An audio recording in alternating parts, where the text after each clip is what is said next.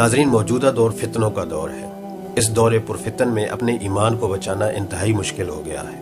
ایمان کو بچانے کی واحد صورت جو نظر آتی ہے وہ ہے کاملین کی صحبت اور ان کے افکار عالیہ کو اپنانا۔ اس پرفتن دور میں ہمارے شیخ طریقت، میرے پیر و مرشد حضرت علامہ سید فیصل محمود شاہ گیلانی مجددی مدظ اللہ العالی زیب سجادہ آستانہ عالیہ چورہ شریف، جو ظاہری اور باطنی علوم سے آراستہ ہیں، اپنے حلقہ ارادت میں شامل مریدین اور عقیدت مندوں کو نصیحتیں فرماتے رہتے ہیں جن پر عمل پیرا ہو کر ایمان کو بچایا جا سکتا ہے۔ فتنوں کے اس دور میں جو بڑا فتنہ ہے جس کی وجہ سے عوام اہل سنت پریشانی کا شکار ہیں، اس پر میرے شیخ طریقت قلم اٹھاتے ہیں اور اپنی تحقیق اور علم پر ناز کرنے والوں کو نصیحت فرماتے ہیں اور ان کو ان کی ذمہ داریوں کا احساس دلاتے ہیں۔ اہل سنت جو سواد اعظم ہیں اس وقت دو طبقوں میں بڑھ چکے ہیں۔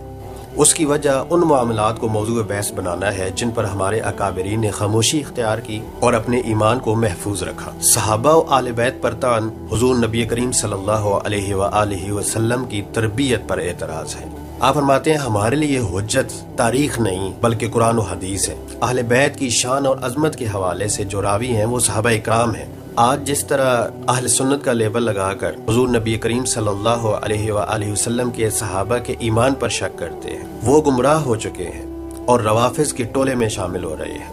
اللہ پاک ہمیں رافضیت اور خارجیت سے محفوظ فرمائے اور ہمارا خاتمہ اہل سنت کے عقیدے پر عطا فرمائے۔